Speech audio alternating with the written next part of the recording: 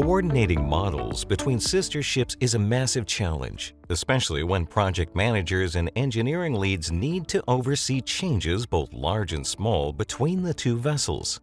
The WorkShare suite of tools provides solutions to share and manage multi-hull projects at every phase. The ability to visualize and select components is a key to the process, as visual inspection is often the best way to select and compare the elements that should or should not be included in one model or the other.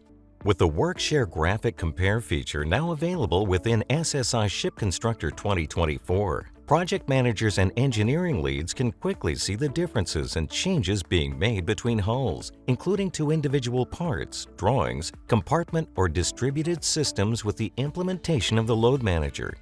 The comparison output dialog uses distinct colors to display parts that are different or modified and those parts that are exclusive to one hull or the other.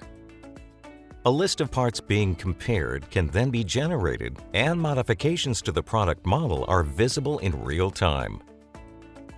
Find out more about this and many more features by visiting SSI Nexus today.